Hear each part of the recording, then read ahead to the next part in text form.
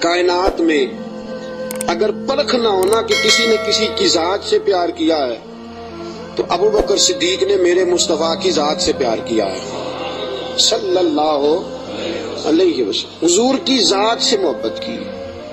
اور کب یاری لگائی؟ جناب ابو بکر صدیق کی عمر 16.5 سال تھی۔ کتنی؟ اور نبی پاک کی عمر تقریباً 20 سال تھی۔ مکے میں دوستی لگ گئی، پانی پرن سہیلیاں تے رنگا رنگ کڑے، اسی پریا اس دا جانیے جس دا توڑ چڑھے۔ کہاں دوستی لگائی؟ 16.5 سال کی عمر۔ آج 1450 سال گزر گئے ہیں، مدینہ منورہ جو جا کے گردن چکاتا ہے ابو بکر کی یاری کو بھی سلام کر کے جاتا ہے۔ کیسی دوستی ہے! اور ذات کے ساتھ پیار کیا، صفات کے ساتھ نہیں۔ جب آدمی کا عروج ہوتا ہے تو بڑے یار آ جاتے ہیں، بڑے دوست نکلتے ہیں، وہ کہتے ہیں کیا بات ہے جناب کی، ہم آپ کے ساتھ رہا کرتے تھے، وہ پرانا یارانہ، پرانی دوستی، آپ ہمارے پڑوسی ہیں، چوتھی گلی میں آپ کا گھر ہوتا تھا، کبھی کبھی فلاں دکان پہ ملتے تھے، اکٹھا سودا خریدتے تھے، بڑے لوگ۔ لیکن دکھ کا وقت، تکلیف کا وقت، ابو بکر صدیق نے حضور سے اس وقت یارانہ لگایا تھا جب کوئی بھی نہ تھا، کوئی بھی نہ تھا۔ کئی لوگ آئے ہیں، وَرَأَيْتَ النَّاسَ يَدْخُلُونَ فِي دِينِ اللَّهِ أَفْوَاجًا، فوجوں کی فوجیں آئیں، لیکن ابو بکر اس زمانے میں آئے حضور کی ذات سے پیار کر کے، نبی پاک کی شخصیت سے پیار کر کے۔ 16.5 سال کی عمر میں یارانہ لگایا۔ حضور بھی تجارت کرتے تھے، جناب صدیق اکبر بھی تجارت کرتے تھے۔ جب جناب خدیجہ الکبریٰ سے نبی پاک علیہ الصلوۃ والسلام کا نکاح مبارک ہوا تو حضور اسی محلے میں چلے گئے جہاں حضرت خدیجہ کی رہائش تھی۔ تو اسی محلے میں، جس کو آج شار ابراہیم خلیل کہا جاتا ہے، اسی محلے میں مکہ مکرمہ میں جناب صدیق اکبر کا گھر تھا۔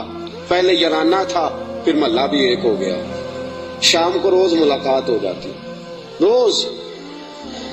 جس دن رسول کائنات صلی اللہ علیہ وسلم پہ وحی کے آثار آنے لگے نا، جناب جبرائیل علیہ السلام تشریف لانے لگے، آثار وحی آنے لگے، تو نبی پاک علیہ السلام تھوڑا تھوڑا پریشان رہنے لگے۔ جناب خدیجہ الکبریٰ نے حضرت ابو بکر صدیق کو پیغام بھیجا، بلایا، اور اس زمانے میں ابھی کلمہ نہیں پڑا۔ فرمانے لگی آپ کے صاحب، آپ کے دوست ذرا پریشان رہتے ہیں، ان سے پوچھے تو صحیح کیا معاملہ۔ حضرت خدیجہ الکبریٰ رضی اللہ، یہ کس زمانے کا یارانہ، یہ کس دور کی دوستی ہے؟ اور وہ تجارت کا زمانہ تھا، وہ کاروبار کا وقت تھا، رسول پاک کے ساتھ دوستانہ لگ گیا تھا، محلہ ایک تھا۔ پھر اس دوستی نے آگے درجات اختیار کیے۔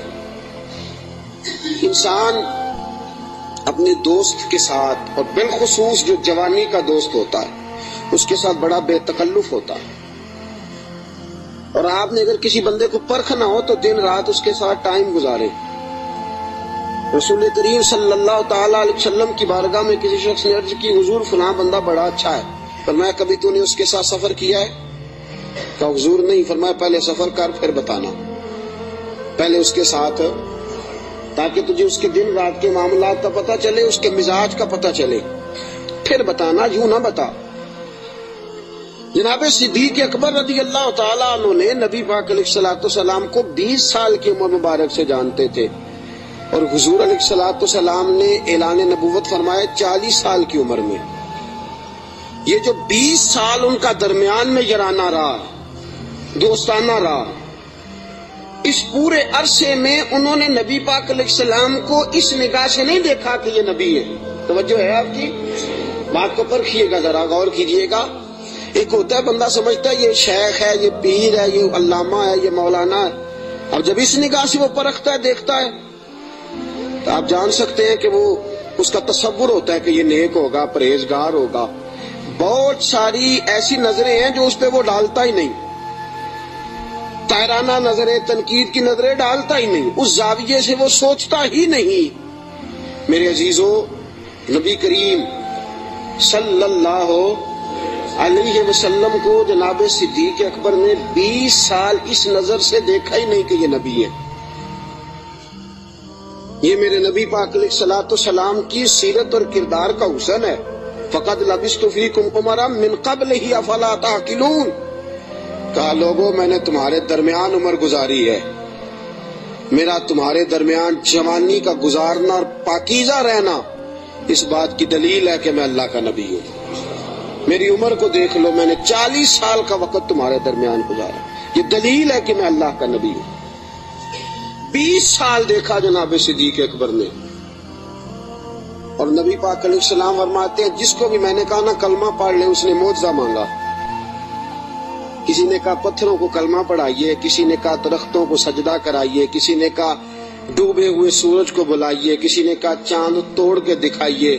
فرمایا ابو بکر نے معجزہ مانگا ہی کوئی نہیں۔ ابو بکر نے معجزہ کن فیکون اجے کل دی گل ہے، اساں پہلوں پریت رلائی۔ ابو بکر صدیق نے معجزہ مانگا ہی نہیں۔ میں نے کہا ابو بکر کلمہ پڑھ لے، کہا حضور ٹھیک ہے پڑھا دے، حضور ٹھیک ہے پڑھا دے۔ نبی پاک علیہ السلام کا کلمہ پڑھ لیا جناب صدیق اکبر نے۔ دوستو، ابو بکر صدیق مکہ مکرمہ کے ایک سنجیدہ ترین شخص کا نام ہے۔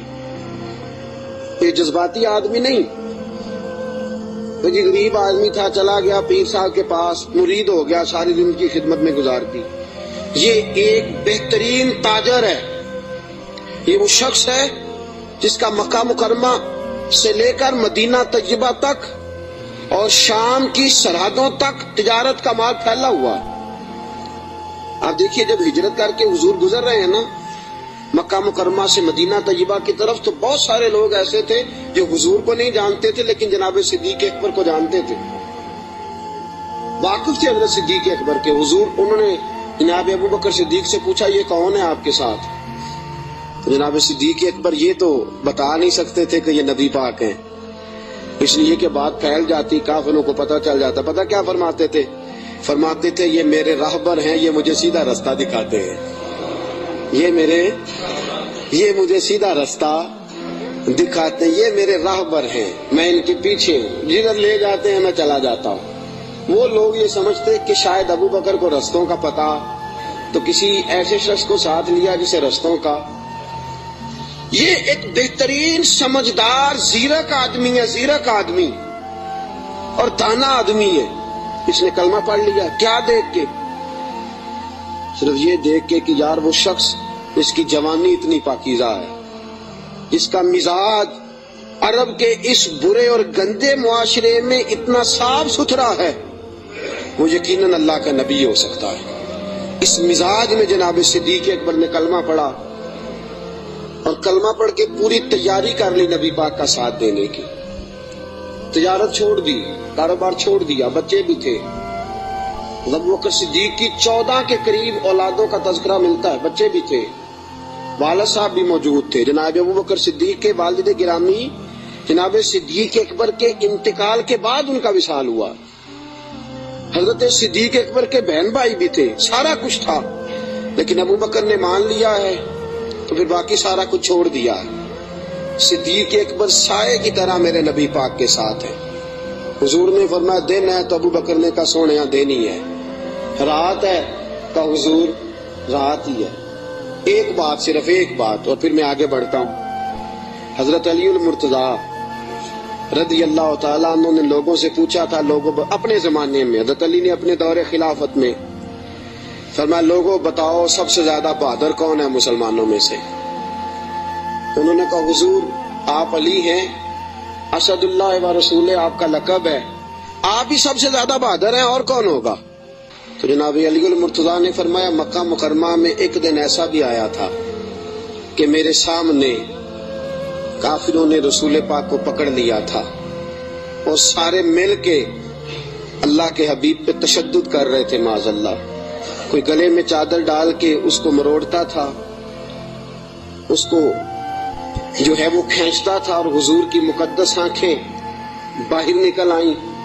فرمایا کوئی نبی پاک علیہ الصلوۃ والسلام کو مارتا تھا، فرماتے ایک شخص زور سے پکارا ابو بکر کو بلاؤ، ایک شخص زور سے پکارا ابو بکر کو۔ جناب علی المرتضیٰ فرماتے ہیں میری 13-14 سال عمر تھی، میں نے ابو بکر کو آتے دیکھا، نہ سر پہ ٹوپی تھی نہ پیروں میں جوتا تھا۔ ابو بکر دوڑا ہوا آیا، काफिरों को पकड़ के इधर फेंका उधर फेंका और फरमाया रसूल पाक के ऊपर लेट गए। फिर जितने डंडे आए अबू बकर को लगे, फिर जितने जूते आए अबू बकर को लगे, फिर जितने लोगों ने मुक्के लगाए वो अबू बकर को लगे। फरमाया लोगों मैं तुम्हें बताता हूँ कि कायनात में अगर अली किसी को बहादुर मानता है तो अबू बकर सिद्दीक को बहादुर मानता है। मैं अगर किसी को बहादुर मानता हूँ तो अबू बकर को बहादुर मानता हूँ। साथियों याद रखो, करब के आलम में, उस दुख और दिक्कत और परेशानी के आलम में रसूल पाक के साथ ताउन करना, साथ खड़े रहना। और हुजूर का एतमाद पता कितना था? हिजरत मदीना का हुक्म आ गया, सारे सहाबा को हुजूर ने फरमाया चले जाओ, सबको कहा जाओ मदीने, चले गए। जनाब सिद्दीक अकबर कहने लगे हुजूर मेरे लिए क्या हुक्म है? अगर आप इस फिक्रे को समझते तो बड़ी गहराई है। भाई सबको हुक्म दे दिया, तेरे लिए कोई अनोखा होगा? वो जो है आपकी, सबको क्या भाई चले जाओ सारे। अबू बकर पूछते हैं हुजूर मेरे लिए क्या हुक्म है? जब सबको कह दिया तो अबू बकर अंदर नहीं आया सबके, कहा हुजूर मेरे लिए। अबू बकर जानते थे बाकी सबका हुक्म और होता है, अबू बकर का और होता है। सारे चले जाओ, हुजूर मेरे लिए क्या हुक्म है? फरमाया तूने नहीं जाना, तेरे लिए नहीं। हुजूर मेरे लिए नहीं? नबी पाक अलैहिस्सलाम ने फरमाया मुझे उम्मीद है मुझे भी इजाजत मिल जाएगी, दोनों इकट्ठे ही जाएंगे, तुझे साथ लेके जाना। बस तैयारी शुरू हो गई। एक रवायत में 2 और इमाम राजी कहते हैं नहीं 3 थी, 3 ऊंटनियां मोटी ताजी तैयार कर ली। अब देखो ड्यूटी लग रही है, ये ताजर आदमी है, ताजर घाटे का सौदा नहीं करते, नुकसान की बात नहीं करते। इस शख्स ने देखी अंदाज क्या इख्तियार किया है। हजरत अबू बकर सिद्दीक ने अपने गुलाम जनाब आमर बिन फहीरा रजी अल्लाह तआला अन्हु से कहा तूने दिन भर बकरियां चरानी है और जब शाम पड़ जाए अंधेरा छा जाए तो गारे सौर के सामने बकरियां ले आनी है। मैं वहां आऊंगा और मैं उतर के बकरियों का दूध धो के ले जाऊंगा और हुजूर को पिला दूंगा। ये गुलाम की ड्यूटी लग गई। अपने बेटे अब्दुल्ला बिन अबू बकर से कहा कि तू दिन भर काफिरों की सरगर्मियों का ख्याल रखेगा और शाम को आके मुझे खबर करेगा कि इनका नया मंसूबा क्या है। अपनी बेटी हजरत अस्मा बिनत अबी बकर से फरमाया बेटी डेली ताजा खाना पका के लाना, ताजा खाना, और देखना शाम को खाना लाए तो इतना लाना कि सुबह भी खा सके। अबू बकर सिद्दीक रज़ी अल्लाह ताला अन्हु के पास 40,000 दिनार थे घर में पड़े हुए। वालिद साहब नाबीना थे। अबू बकर सिद्दीक ने 40,000 दिनार थैले में डाले, उस जगह छोटे छोटे पत्थर रखे, ऊपर कपड़ा डाला और फरमाया बेटी अगर अब्बा जी पूछे ना पैसे तो नहीं ले गया अबू बकर, तो उनका हाथ पकड़ के कपड़े को लगा देना, वो समझेंगे पैसे इधर ही है। लिहाजा सारा कुछ तैयार करके सिद्दीक अकबर अब तैयार हैं, कब बुलावा आता है। सैयदा तैयबा ताहिरा हजरत आयशा सिद्दीका फरमाती हैं अबू बकर के घर को ये शान हासिल थी कि रसूल पाक दिन में 2 मरतबा अबू बकर के घर आया करते थे। सुबह भी आते थे, शाम भी आते थे, 2 मरतबा दिन में तशरीफ लाते थे। फरमाती हैं रात का वक़्त है, मेरे वालिद गिरामी को हुजूर ने कह दिया है, उधर सारे काफिरों ने नबी पाक अलैहिस्सलाम का मकान मुहासरा कर लिया है। हुजूर घर से निकले, अबू बकर के दरवाजे पे दस्तक देने लगे, हाथ रखा, दरवाजा खोल गया। हाथ आधी रात का वक्त है, हाथ रखा, दस्तक देने के लिए दरवाजा खोल गया। दरवाजा खुला तो अबू बकर दरवाजे के पीछे खड़े हैं। हुजूर ने फरमाया तू सोया नहीं, तू जाग रहा है? क्या सोनिया जिस दिन आपने फरमाया था ना जाना है, सारी रात ही दरवाजे पे खड़ा रहता हूँ। सोना किसको याद है? सोना मरने के बाद भी मेरी आंखें खुली रही, मरने के बाद भी मेरी आंखें खुली रही। मुझे आदत जो पड़ गई थी तेरे इंतजार की, का या रसूल अल्लाह जिस दिन फरमाया था जाना है, सारी रात दरवाजा खोल के इंतजार करता हूँ, सोना जब भी आएगा फौरन निकलेंगे। रसूल पाक अलैहिस्सलाम ने फरमाया मेरे पास जिब्रील आए और अर्ज करने लगे हुजूर आपको इजाजत है, हिजरत कर सकते हैं। तो मैंने कहा मेरे साथ कौन जाएगा? تو جناب جبریل کہنے لگے رب فرماتا ہے ابو بکر کو ساتھ لے جانا. ابو بکر صدیق کو ساتھ نکلے. اب ایک شخص تھا عبداللہ بن اریت اس کا نام تھا.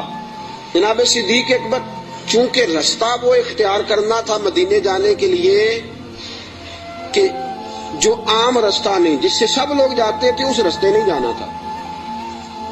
رستے میں آبادیاں تھی، گاؤں تھے، ایسا نہ ہو کہ کفار کو پتہ چل جائے، الگ رستہ اختیار کر. ایک شخص حضرت صدیق اکبر نے کچھ پیسوں پر ساتھ لیا، جو بندہ رستہ ایک الگ رستہ اختیار کرنا تھا تو وہ رستہ بتلائے. اور اعلیٰ حضرت رحمت اللہ نے لکھا ہے کہ جس رستے سے روٹین میں لوگ جاتے ہیں وہ رستہ اختیار نہیں فرما. جب نکلے نا گھر سے غار ثور تک، اس وقت اونٹنی پہ نہیں بیٹھے. آپ نے عبداللہ نامی شخص کو کہا کہ تو 3 دن کے بعد یہ اونٹنیاں لے کے غار کی دوسری سائڈ پہ پہنچ جانا. 3 دن کے لیے جب گئے ہیں، رات کو تو پیدل گئے ہیں. نکلے غار ثور کی طرف، نبی پاک ساتھ ہیں، ساری رات کی نیند ہے، حضور کا جسم مبارک نازک ہے. غار ثور تک جاتے ہی تھک گئے رسول پاک علیہ السلام، بظاہر تھک گئے. عمر بھی زیادہ نہیں، ابو بکر صدیق 2-2.5 سال تو چھوٹے ہیں صرف. رسول پاک صلی اللہ علیہ وسلم غار ثور پہ جانا ہے. اللہ آپ سب کو مکے لے جائے، آمین تو کہہ دو. اللہ آپ کو مکے لے جائے، لے جائے اللہ تبارک و تعالیٰ آپ کو، تو پھر آپ غار ثور پہ بھی جائیں. ویسے مجھے ایک شخص ملا ہے مکے میں جو کہتا ہے مجھے 18 سال ہو گئے میں اوپر نہیں گیا، ڈر لگتا ہے. 18 سال ہو گئے رہتے ہوئے اوپر گیا، اس لیے کہ اونچی بڑی ہے. 5413 فٹ اونچی غار ہے. 5400 رستہ بھی کوئی نہیں. اور یہ وہ غار ہے جس کا اللہ نے قرآن میں ذکر فرمایا ہے، اذ ہما فی الغار، جب وہ دونوں غار میں تھے. اور وہاں اتنے سیانے پڑھے لکھے مولوی رہتے ہیں، جس غار کا اللہ نے قرآن میں ذکر کیا کہتے اوپر نہ جانا. بھئی اللہ نے قرآن میں ذکر کر دیا، اسے دیکھنے نہ جائیں، کیا خیال ہے؟ تو اوپر نہ جانا. نبی پاک تو کام کے لیے گئے تھے، تمہیں کیا کام ہے؟ تو ہم نے کہا ہم کام تو پوچھتے ہی نہیں، ہم نے نہ کبھی قطرے پہ غور کیا اور نہ دریا دیکھا، بس جہاں تیری جھلک دیکھی وہیں ڈوب گئے. اب 5413 فٹ اونچی غار ہے. رستہ آج بھی صحیح نہیں، بندہ چڑھ سکتا. تسی کدوں آکھنا نہیں، جڑے چڑھے انہوں نے پوچھو بندہ کی ہے. 5413 فٹ اونچی غار ہے. رستہ آج بھی ٹھیک، حالانکہ بڑا بن گیا، بڑا بنایا، لوگوں نے کوشش کر کے ہمت کر کے بنایا، لیکن آج بھی رستہ ٹھیک. اس دور میں کیسا ہوگا؟ اور ایک بات میں آپ کو پہلے بتا چکا کہ وہ رستہ اختیار بھی نہیں کرنا غار پہ جانے کے لیے جو روٹین میں لوگ استعمال کرتے ہیں. الگ رستے سے جانا ہے، وہ رستہ تو استعمال ہی نہیں کرنا. اب تھوڑا سا رستہ چڑھے، الگ رستہ ہے، غار ثور پہ چڑھنا ہے. حضرت ابو بکر صدیق فرماتے ہیں اچانک میری نظر پڑی تو حضور کے مقدس قدموں سے خون بہ رہا تھا. اچانک نظر پڑی. بڑے بڑے پہلوان لوگ میں نے دیکھے ہیں، نصیبوں والے، جو ویل چیئر پہ اپنے ابا جی کو سارا حج کرا دیتے ہیں. بڑے نصیبوں والے ویل چیئر پہ پیچھے سے دھکا لگا کے اپنے والد کو والدہ کو حج سارا کرا، منا، مزدلفہ، عرفات، صفا، مروہ، سارا کچھ کرا دیتے. اور عمرے میں بھی دیکھیں ابا جی کو اماں جی کو بٹھایا ہے ویل چیئر پہ اور طواف کرا رہے ہیں صفا. بڑے نصیبوں والے بچے ہوتے ہیں جو ایسا کرتے ہیں. لیکن آج تک میں نے سنا نہیں کہ کوئی بندہ اپنے ابا جی کو یا اپنی اماں کو کندھوں پہ بٹھا کے غار ثور پہ بھی لے گیا ہو. میں نے سنا، میری رعایت نہ کرنا اگر آپ نے سنا تو مجھے بتا دے کہ کوئی جوان پہلوان اپنی اماں جی کو یا اپنے ابا جی کو کندھوں پہ بٹھا کے غار ثور لے گیا ہو. سنا ہے آپ نے کبھی؟ نہیں. پکی بات ہے. فرماتے ہیں میں نے دیکھا کہ نبی پاک علیہ السلام کے مقدس قدموں سے خون بہ رہا ہے. میں نے ہاتھ باندھے، میں نے کہا سونے ایک عرض کروں. حضور علیہ الصلوۃ والسلام نے کہا کہو. کہ یا رسول اللہ مہربانی فرمائے میرے کندھوں پہ سوار ہو جائیں، میرے فرماتے ہیں رسول پاک صلی اللہ تعالی وسلم میرے کندھوں پہ چڑھ گئے. اب پیچھے خوف تھا کہ کافر نہ آ جائیں. حضور کو تو نہیں تھا, ابو بکر صدیق کو بھی اپنی ذات کا نہیں تھا, نبی پاک کا خوف تھا کہ کہیں کافر کوئی حضور کی بے ادبی نہ کر جائیں. نبی پاک علیہ السلام کو کندھوں پہ بٹھایا. رسول پاک علیہ السلام نے دونوں بازو ان کے گلے میں ڈالے, ٹانگوں مبارک کے پیچھے سے جناب صدیق اکبر نے ہاتھ ڈالے. اور اعلیٰ حضرت فرماتے آرام آرام سے نہیں, سانس لے لے کے نہیں, سکون سے نہیں. ابو بکر نے ایک قدم اٹھایا ہے تو سانس پھر غار ثور پہ جا کے لیا, غار ثور پہ جا کے. اور چڑھتے کس طرح ہیں, ایڑیاں زمین پہ نہیں رکھتے, صرف پنجے رکھتے ہیں. اس طرح تیزی کے ساتھ, کہیں پیچھے کوئی آ نہ جائے, فٹافٹ تیزی کے ساتھ. پورا پیر نہیں جماتے. ابو بکر پورا پیر کیوں نہیں جماتے؟ کہا اگر پنجہ پورا لگ گیا تو کافر پہچان جائیں گے قدموں کے نشانوں کی وجہ سے. پورا پنجہ اور تیزی کے ساتھ, تیزی. میاں محمد بخش صاحب عارف کھڑی رحمت اللہ علیہ فرماتے ہیں ویکھو پباں پار قدم نہیں جے لاؤندا, پباں پار ہے پورا قدم نہیں جے لاؤندا, پباں پار قدم نہیں لاؤندا تے سور پہاڑ تے چڑھیا جاندا.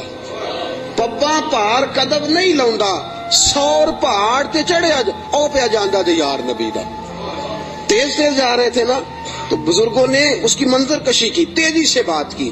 او پیا پباں پار قدم نہیں جے لاؤندا, سور پہاڑ تے چڑھیا جاندا ہے, او پیا جاندا تے یار نبی دا. پباں پار قدم نہیں لاندا, سور پہاڑ تے چڑھیا جاندا, او پیا جاندا تے یار نبی دا. اے اصلی دلدار نبی دا, اے اصلی دل. اب غار ثور پہ پہنچ گئے, بس ٹھیک ہے, سانس لینا چاہیے, آرام کرنا چاہیے. حضور کو بٹھایا, 4 چادریں ہیں صدیق اکبر کے پاس. ایک چادر ہے گلے کے اندر رکھی, 2 چادریں سینہ بند کے طور پہ باندھی, چوتھی پگڑی ہے سر پہ. جناب صدیق اکبر نے چادر کھولی, نبی پاک کے نیچے بچھائی. کا حضور آپ بیٹھے, میں ذرا اندر جا کے دیکھ لوں غار میں کچھ ہو ہی نہ. امام فخر الدین رازی فرماتے ہیں غار ثور میں 70 سوراخ تھے. کتنے؟ ماجرا کیا تھا؟ ماجرا یہ تھا کہ جناب عیسیٰ علیہ السلام اپنی امتیوں کو تبلیغ فرما رہے تھے. تو جناب عیسیٰ علیہ السلام نے فرمایا کہ آخری جو پیغمبر آئیں گے بڑی شان والے ہوں گے, بڑی عظمت والے ہوں گے, جو ان کو ایک نظر دیکھ لے گا ایمان کی حالت میں, اللہ اس پر بھی جہنم حرام فرما دے گا. ایک بار جو ایمان کی حالت میں دیکھ لے گا, دوزخ کی آگ سے بچ گیا, خاتمہ بالخیر ہو گیا تو بچ گیا. ایک سانپ بھی تقریر سن رہا تھا. کون؟ سانپ بھی تقریر سن رہا تھا. لوگ چلے گئے تو سانپ اللہ کے نبی کے پاس آ گیا, کہنے لگا حضرت جی انہوں نے کب آنا ہے؟ اس پیغمبر نے, حضرت عیسیٰ علیہ السلام نے فرمایا میرے جانے کے 600 سال بعد. کہنے لگا کہاں آئیں گے, کہاں رکیں گے, کہاں ٹھہریں گے, میں نے زیارت کرنی ہے. آپ نے فرمایا 600 سال کون انتظار کرتا ہے؟ کہا حضور دل میں محبت آ گئی ہے, آپ مجھے بس بتا دے سونے کا رستہ کون سا ہے, راہ کون سی ہے. انتظار کرنا اور انتظار کے اندر اپنے آپ کو زندہ رکھنا اللہ کے فضل سے یہ میرا کام ہے, آپ مجھے بتائیں. حضرت عیسیٰ علیہ السلام نے فرمایا وہ مکے میں آئیں گے, ہجرت کر کے مدینے جائیں گے. مجھے اللہ تبارک و تعالیٰ کے لوح محفوظ سے پتا چلا ہے کہ ایک غار ہے, غار ثور, جس میں 3 دن اور 3 راتیں وہ قیام کریں گے. کہنے لگا سونیا بس مجھے رستہ بتا دے, وہی میں ڈیرا لگا لیتا ہوں جا کے. وہ 600 سال پہلے آ گیا. جب وہ غار ثور میں پہنچا, اس نے سوچا کہ غار ثور میں آ گیا ہوں تو اس میں حضور تشریف لائیں گے تو نبی پاک بیٹھیں گے بھی, آرام بھی کریں گے, لیٹیں گے بھی. میں اتنے سوراخ بنا لیتا ہوں کہ اگر 10 15 20 30 بند بھی ہو گئے تو کوئی نہ کوئی تو کھلا رہے گا ہی نا, تو میں باہر آ کے زیارت کر لوں گا. کرنی تو زیارت ہے. اس نے 2 4 10 سوراخ نہیں کیے, پورے 70 کیے. 70 کیے. اب وہ اس کا اپنا عشق تھا, اور یہ جو اندر بند کرنے گیا اس کا اپنا عشق تھا. اس نے 70 سوراخ کیے کہ چلو کوئی تو کھلا رہے گا نا. ابو بکر صدیق نے کہا باری میری ہے دیکھنے کی, کسی اور کو موقع مل ہی نہیں سکتا.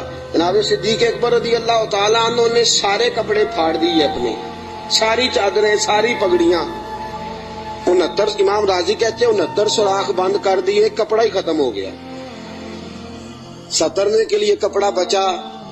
اور فرماتے ہیں حال یہ تھا کہ آپ جو سوراخ بند کرتے سانپ دوسری طرف بھاگ جاتا، ادھر سے بھی بند کر دیتے، تیسری طرف بھاگ جاتا، ادھر سے بھی بند کر دیتے، 69 سوراخ بند۔ 70ویں سوراخ کی باری آئی، ابوبکر صدیق نے کہا حضور آ جائیں، نبی پاک اندر تشریف لے آئے۔ اب آتے ہی میرے حبیب کا پہلا جملہ یہ تھا میں نے آرام کرنا ہے۔ میں اس خوف میں، اس عالم میں نیند تو نہیں نہ آتی، لیکن حضور جانتے تھے میرے رب کا وعدہ ہے کہ وہ لوگوں سے میری حفاظت کرے گا، مجھے کچھ نہیں ہونے والا۔ ابوبکر صدیق نے اس جگہ ایڑی رکھی جو سوراخ خالی تھا، حضور کو گودی میں لٹا لیا۔ اب ابوبکر صدیق جلوے نظارے کرنے لگے۔ امام راضی کہتے ہیں سانپ آیا، اس نے پہلے گزارش کی ابوبکر سے، اس نے اپنا چہرہ رگڑا ابوبکر کی ایڑی سے، کہنے لگا ابوبکر تھوڑا موقع دے دے یار، تھوڑا ٹائم دے دے۔ تو ابوبکر کہنے لگے نہیں باری میری ہے، تو آج ہی تو موقع ملا ہے، راج راج کے یار باری میری ہے، تجھے کیسے موقع؟ یہ تو کبھی کسی نصیبوں والوں کو ملتا ہے تصور شیخ پکانے کا موقع۔ ایک میں ہوں، دوسرا میرا یار ہے، تیسرا کوئی نہیں، کوئی اور تیسرا نہیں۔ ایک حرف سجن دے نا دا سانو دسدا وانگ قرآن، ہر دم یاد سجن وچ رہنا ساڈا اے ہوئی ورد گیان تے صورت یار دی ویندیا رہنا، اے سب عملاں دی جان ہے۔ سجنا ساڈا دین کی پوچھنا ہے، ساڈا اے ہوئی دین ایمان ہے۔ میری باری ہے، ابوبکر کہتے ہیں میں نہیں آنے دیتا۔ اس نے پہلے گزارش کی ہے، جناب صدیق اکبر کی بے ادبی۔ فرماتے ہیں جب نانا مانے بات تو اس نے 19 ڈنگ مارے۔ کتنے بولیے گا ذرا؟ 19 ڈنگ مارے۔ اللہ نہ کرے، خدا نہ کرے کہ دوران جمعہ کوئی چونٹی آپ کا پیر کاٹ لے، میری تقریر چھوڑ کے سارے آپ کو دیکھنے لگ جائیں گے۔ اللہ نہ کرے چونٹی پیر کاٹ لے، شور ہو جائے گا، پیچھے کرو پیچھے کرو، بڑا مسئلہ۔ اور زہر کی خاصیت ہے، جب زہر کسی آدمی میں سرایت کر جاتا ہے تو پھر اندر کا جو وجود کا اندر کا حصہ ہوتا ہے پھٹ جاتا ہے، جگر پھٹ جاتا ہے، گردے پھٹ جاتے ہیں، منہ سے ناک سے خون نکلتا ہے۔ 19 بار ڈانگ مارا۔ کسی نے جناب صدیق اکبر سے کہا آپ کی ڈانگ کی طرف خیال نہیں گیا؟ فرمانے لگے میں ڈانگ دیکھتا کہ محمد کا رنگ دیکھتا، ڈانگ دیکھتا کہ رسول پاک علیہ السلام کا رنگ دیکھتا۔ ڈانگ کی کس کو پرواہ تھی؟ چونکہ زہر گرم ہوتا ہے، انسان کے وجود کو تپا دیتا ہے۔ ابو بکر روئے نہیں، وہ تپایا نہ جب اس نے تو خود بخود آنسو نکلے اور خود بخود حضور کے چہرے پہ گرے۔ میرے رسول پاک کی آنکھ کھلی، کیا ہوا؟ تو آپ کو کوئی چیز ابھی یہاں آ کے کاٹتی ہے، میں پوچھتا ہوں جی کیا ہوا تو آپ کیا کہیں گے؟ حضرت علامہ مولانا فلاں فلاں فلاں فلاں صاحب مجھے جناب چیونٹی نے کاٹ لیا، یہ تو نہیں نا بندہ کہتا۔ بھئی یہاں آپ کو سانپ نے کاٹا ہے تو آپ تو کہیں گے سانپ سانپ سانپ، مولانا بیٹھے ہوں یا مفتی بیٹھے ہوں مجھے تو سانپ لڑ گیا ہے۔ نبی پاک صلی اللہ تعالی علیہ وسلم نے فرمایا ابو بکر کیا ہوا؟ چاہیے تھا نا جناب صدیق اکبر کہتے کہ سانپ نے کاٹ لیا، حضور سانپ آ گیا، سانپ نے زخم کیا ہے، کیوں نہیں فرمایا؟ حالانکہ ایمرجنسی جب لگتی ہے تو القابات کا خیال نہیں رہتا، لوگ تو آداب کا خیال نہیں رکھتے، دوڑ نکلتے ہیں، بھاگ جاتے ہیں، پریشانی کے عالم میں یاد نہیں رہتا سامنے کون ہے، ادھر کون ہے، دائیں بائیں کون ہے۔ حضور نے فرمایا کیا ہوا؟ تو ابو بکر صدیق کہنے لگے فدا کا روحی و قلبی یا رسول اللہ، سونیا میرا دل بھی قربان ہے، میری روح بھی آپ پہ قربان ہے۔ پھر فرماتے ہیں فدا کا ابی و امی یا رسول اللہ، حضور میری ماں بھی آپ کے قدموں پہ قربان، میرا باپ کی آپ کے قدموں پہ قربان۔ حضور نے فرمایا ہوا کیا ہے؟ کہا حضور کچھ بھی نہیں، ذرا سانپ نے کاٹ لیا ہے، سانپ نے ذرا پہلے 2 بار حضور آپ پہ میری جان قربان، میرا دل قربان، حضور میری ماں قربان، میرا باپ ہوا کیا؟ حضور سانپ نے۔ اس ایمرجنسی میں بھی ابو بکر صدیق حضور کے آداب کو بھولے، نبی پاک علیہ السلام کے آداب کو، منصب کو بھولے نہیں۔ میرے رسول پاک صلی اللہ تعالی علیہ وسلم نے فرمایا ابو بکر ایڑی میرے سامنے تو کرو. نبی کریم علیہ السلام کے سامنے ایڑی کی تو تھوڑا لعاب دہن حضور نے لگایا. ابو بکر صدیق فرماتے اس گرمی کے موسم میں مصطفیٰ کا لعاب لگا 19 بار ڈنگ کا پتہ بھی نہیں چلا تھا. لعاب دہن نے پورے وجود میں ٹھنڈ پیدا کر دی, پورے وجود میں ٹھنڈک پیدا ہو گئی.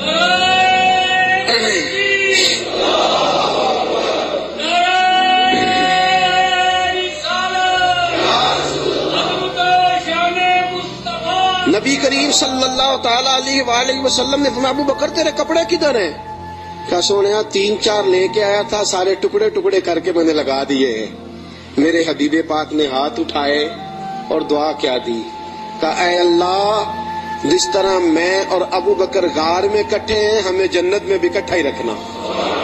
یا اللہ جس طرح ہم غار میں کٹھے ہیں جنت میں بھی کٹھا ہی رکھنا. میرے رسول پاک علیہ السلام نے. اب دیکھیے اگلا منظر کیا ہے. شام کو بیٹی کھانا پہنچاتی ہے, غار سور پہ چڑھ کے جاتی ہے بچی. ابو بکر صدیق کا بیٹا روز خدمت کرتا ہے. سارا خاندان ابو بکر نے اسی کام پہ لگا دیا, پیسے بھی سارے لگا دیے. دنیا کہتی ہے کائنات میں ابو بکر کیوں ہوتی ہے؟ دوستو ابو بکر نے حد کر دی. اور میرے نبی پاک نے فرمایا کسی کی جان نے اور کسی کے مال نے مجھے اتنا نفع دیا ہی نہیں اتنا ابو بکر کے مال نے مجھے نفع کسی نے دیا ہی نہیں. بڑے لوگوں نے حضور پہ مال خرچ کیا, اتنا نفع دیا نہیں کسی نے جتنا صدیق اکبر نے دیا. ایک صحابی کہتے ہیں یہ حدیث بخاری میں بھی موجود ہے, دیگر کتب میں ذرا تفصیل سے موجود ہے. حضرت ابو بکر صدیق سے ایک دن کہنے لگے ذرا غار سور تک تو بات ٹھیک ہے, اور یہ پتہ ہے خدمت کا موقع انہیں کتنے دن ملا ہے؟ 3 دن اور 3 راتیں. ابو بکر حضور کو کھانا بھی کھلاتے, نبی پاک صلی اللہ تعالی وسلم کے سر مبارک میں تیل بھی لگاتے, رسول پاک علیہ الصلوۃ والسلام کو اپنی گود میں سلاتے بھی. نبی پاک علیہ السلام کا 3 دن اور 3 راتیں پوری دنیا میں کسی نبی کے کسی امتی کو یہ اعزاز حاصل نہیں ہوا کہ نبی اور امتی غار میں ہو تو اللہ کہے تم دونوں اکیلے نہیں, ان اللہ معنا, میں بھی تمہارے ساتھ ہوں, میں بھی تمہارے.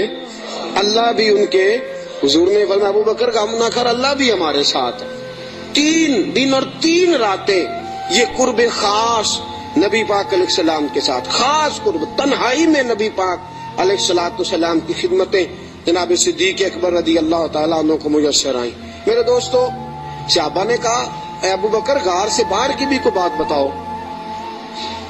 غار میں تو آپ نے مزے لوٹے, بڑی موج کی, حضور کی بڑی خدمت کی, بڑی جم جم کے زیارت کی, کوئی بات کی بات بھی بتاؤ. تو فرمایا غار سے نکلے, اونٹنیوں پہ بیٹھے تو ایک دن حضور تھک گئے, گرمی بڑی سخت تھی. مکہ مکرمہ سے مدینہ منورہ سے مکہ مکرمہ کا درمیانی فاصلہ, اعلیٰ قسم کی اے سی والی بس پہ بیٹھ کے جائیں تو 4-5 گھنٹے لگ جاتے ہیں. ٹھیک ہے نا جی, 4-5 گھنٹے بھی لگتے ہیں. درمیان میں کھڑا کر کے وہ روٹی بھی کھانے کا موقع دیتے ہیں, سارا کچھ کرتے ہیں, لیکن بندے پھر بھی جا کے تاکی جاتے ہیں, کہتے ہیں حد ہو گئی ہے جی, کتنا ٹائم رہ گیا ہے, کتنے گھنٹے ہو گئے, پوچھ پوچھ کے تھک جاتے ہیں. میرے نبی پاک علیہ الصلوۃ والسلام اونٹنی پہ سوار ہے, تیز دھوپ کا منظر ہے. جناب صدیق اکبر فرماتے ایک مقام پہ شدید تھکاوٹ محسوس ہوئی تو میں نے عرض کی یا رسول اللہ صلی اللہ علیہ وسلم اگر مہربانی فرمائیں تو تھوڑا آرام نہیں کر لیتے؟ اچھا یہ بھی تھے نا, چاہیے تھا نا دونوں آرام کرتے. فرماتے ہیں نبی پاک علیہ السلام نے فرمایا جیسے تم کہو. میں جلدی سے گیا, مجھے ایک پہاڑ نظر آیا, اس پہاڑ کے نیچے پہاڑ کا تھوڑا سا سایہ تھا. فرماتے ہیں میں نے جلدی سے وہاں سے کنکر وغیرہ ہٹائے, اپنا کپڑا بچھایا اور حضور کو عرض کی یا رسول اللہ یہاں تشریف رکھیں. نبی پاک وہاں بیٹھ گئے. جناب صدیق اکبر رضی اللہ تعالیٰ عنہ فرماتے ہیں میں جلدی سے اٹھا, ایک بڑا پیالہ تھا ایک چھوٹا پیالہ تھا. دور مجھے ایک چرواہا بکریاں چراتا نظر آیا, میں اس کے پاس گیا. میں نے کہا یار بکریاں تیری اپنی ہیں یا کسی کا؟ تو چرواہا ہے. اس نے کہا نہیں میری اپنی بکریاں ہیں. میں نے کہا ایک بکری کا دودھ میں تجھ سے خریدنا چاہتا ہوں. اس نے کہا ٹھیک ہے لے لو. فرماتے ہیں میں جلدی سے گیا, اس کو پیسے دے کے نکلا تو کہنے لگا کدھر جا رہے ہو؟ میں نے کہا ابھی بتاتا ہوں. بڑے برتن میں پانی لایا, میں نے کہا میں نے مصطفیٰ کے لیے لنگر لے کے جانا ہے، یہ پانی لے لے، ہاتھ بھی دھو لے اور بکری کے تھن بھی دھو لے۔ پہلے ہاتھ بھی دھو، بکری کے تھن بھی دھو۔ سفر ہے تو کیا ہوا، مشقت کا معاملہ ہے تو کیا ہوا؟ میں اپنے شیخ کے آداب بھول سکتا؟ میں نبی پاک صلی اللہ تعالی وسلم کے آداب بھول سکتا؟ آداب پورے سر انجام دیے جائیں گے۔ محبوب کریم صلی اللہ تعالی علیہ وسلم کے لیے دودھ لایا، فرماتے ہیں دودھ لے کے آ گیا، جب پہنچا تو اللہ کے حبیب سو گئے تھے۔ اب حضور آرام فرمائے، میں نے تھوڑا سا اس میں ٹھنڈا پانی ڈالا، دودھ کو ٹھنڈا کر لیا۔ فرماتے ہیں دودھ کا پیالہ لے کے حضور علیہ السلام کے سرانے والی سائڈ پہ بیٹھ گیا۔ میں نے کہا جگانا نہیں، سونا جب اٹھے گا تب بھی پیش کر دوں گا۔ یاد رکھیں سفر میں انسان پریشان ہو جاتا ہے، روایت میں آتا ہے سفر عذاب کا ٹکڑا ہے، دقت ہو جاتی ہے، انسان بھول جاتا ہے اپنا آپ بھی۔ لیکن جناب صدیق اکبر نبی پاک کے آداب کو بھولے؟ بھئی آپ بھی تو تھکے ہوئے ہیں، آپ بھی تو ساتھ بیدار ہیں، آپ بھی تو سارا کچھ کر رہے ہیں، لیکن ابو بکر صدیق رضی اللہ تعالیٰ عنہ دودھ کا پیالہ لے کے سرانے بیٹھے رہے۔ اپنی مرضی سے میرے مصطفیٰ کی آنکھ کھلی، رسول پاک نے مسکرا کے دیکھا تو ابو بکر صدیق نے دودھ کا پیالہ پیش کیا۔ جب رسول پاک نے ٹھنڈا ٹھنڈا دودھ پیا، ابو بکر تیرے نصیبوں پہ قربان جائیں، اعلیٰ حضرت فرماتے ہیں حضور نے بچا ہوا دودھ ابو بکر کو عطا فرمایا۔ جناب صدیق اکبر نے دودھ پیا، یہی کافی نہیں تھا انعام؟ اتنا حضور کا جھوٹا کسی کو مل جائے تو یہی انعام کافی نہیں تھا؟ جب ابو بکر دودھ پی چکے تو میرے نبی پاک کی آنکھوں میں آنسو آ گئے، حضور رو پڑے، اور رسول پاک نے فرمایا اے اللہ، اے میرے مولا، تو ابو بکر کی نیکیاں دیکھ رہا ہے نا، اس کو بدلہ بھی قیامت کے دن تو ہی عطا فرمائے گا، تو ہی عطا کرے گا صبح قیامت اس کو بدلہ۔ عزیزو، جناب صدیق اکبر نے ہر موڑ پر تنہائی کے حضور کی ذات سے محبت کی ہے۔ جو حضور نے کہہ دیا ابو بکر نے کہا ٹھیک ہے، جیسا حکم ہو گیا، باقی ساری کائنات پیچھے۔ آج جوز ماننے کا ماحول ہے، جوز، تھوڑی مان لو تھوڑی چھوڑ دو، تھوڑا کر لو تھوڑا اپنا نفع نقصان سوچ کے چلو۔ ابو بکر صدیق نے سوچ دی کہ جب غلامی کا تصور آ گیا پھر نفع نقصان بھول جاؤ، پھر یہ دیکھو کہ سامنے کیا۔ کسی نے سیدنا غوث اعظم جیلانی سے پوچھا کہ حضرت جی آپ کے لاکھوں مرید ہوئے ہیں، مزہ کس بات میں آیا ہے؟ آپ فرمانے لگے لاکھوں چھوڑ دو، اللہ ایک دے دے، دے ابو بکر جیسا دے۔ لاکھوں چھوڑو، ایک دے دے اللہ، دے ابو بکر جیسا دے۔ لاکھوں کا کیا کرنا، ایک چاہیے، ہونا ابو بکر جیسا چاہیے، جو صدیق اکبر جیسا ہو۔ جناب ابو بکر صدیق رضی اللہ تعالیٰ عنہ نے اپنا آپ دیکھا ہی نہیں، پھر ساری زندگی رسول پاک کو راضی کرنے میں گزار دی۔ دوستو، لکیر کا فقیر بن کے وقت گزارنا، لکیر کا فقیر بن کے۔ آج سوچ ہی بڑی ہے، ہماری عقل اس قدر زیادہ چلتی ہے منفی سائڈ پہ۔ آپ کسی بندے کو ٹٹول کے دیکھیں، سب سے زیادہ سوچ منفی سائڈ پہ کام کرتی ہے، دماغ تیز چلتا ہے شر کی طرف۔ لیکن ساری زندگی میں نبی پاک علیہ الصلوۃ والسلام کے ساتھ 20 سال کی عمر میں جرانہ لگایا تھا اور 63 سال کی عمر میں وصال فرمایا۔ جناب ابو بکر صدیق رضی اللہ تعالیٰ عنہ کا یہ 43 سالہ جرانہ، 40 اور 3 43 سالہ جرانہ جناب صدیق اکبر کا، ساری زندگی حضور، اور بعد از وصال ظاہری بھی نبی پاک کے ساتھ جرانہ نہیں توڑا۔ ایک دن حضرت عائشہ صدیقہ سے کہنے لگے حضور کے اور حضرت المستدرک صحیح مستدرک میں حضرت عبداللہ ابن عمر موجود تھے۔ کسی شخص نے کہا کہ ابو بکر صدیق کا وصال بیماری کی وجہ سے ہوا ہے، جاگیے ذرا میری بات سنیے۔ کسی شخص نے کہا کہ جناب صدیق اکبر کا وصال بیماری کے عالم میں ہوا ہے۔ جناب سیدنا عبداللہ ابن عمر نے جلال فرمایا تمہیں تمہاری ماں روئے، ابو بکر بیمار ہو کے گیا ہے پر اسے کوئی ظاہری مرض نہیں تھا، وہ نبی پاک کے وصال کو برداشت نہیں کر سکا۔ اسے حضور کی جدائی کا غم تھا، جنہاں دے دل بر جانی بچھڑن کون روے پھر تھوڑا، سب روگاں دا روگ محمد جس دا نام بچھوڑا۔ نبی پاک علیہ السلام کی جدائی کا غم لے کے قبر انور میں حضرت عبداللہ ابن عمر کا فرمان۔ عزیزو، جناب صدیق اکبر نے حضرت عائشہ سے فرمایا، بیٹی وہ چارپائی مل سکتی ہے جس پہ حضور نے وصال فرمایا تھا؟ کہا مل سکتی ہے۔ کہا مجھے بتا سکتی ہو؟ چارپائی آ گئی۔ حضور اس وقت کس سائیڈ پہ لیٹے ہوئے تھے؟ کعبہ جی اس جانب حضور کا رخ تھا کعبے کی طرف، ابو بکر کعبے کی طرف ہو گئے۔ کہا حضور نے آخری موقع پہ کیا استعمال کیا تھا؟ نبی پاک نے مسواک استعمال کی تھی۔ کہا بیٹی مسواک لاؤ۔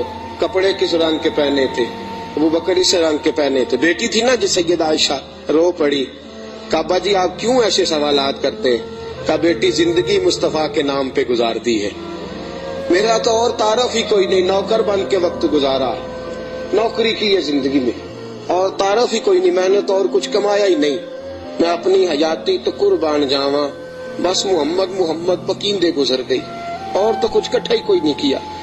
میرے ساتھ جو تاجر تھے انہوں نے جائیدادیں بنائی، اور میرے ساتھ جو کاروبار کرنے والے تھے انہوں نے پیسے بنائے، پر میں اپنی حیاتی تو قربان جاواں، میری تے محمد محمد پکیندے گزر گئی، اور تو کوئی کام کیا ہی نہیں، بس اسی کام میں گزر گئی۔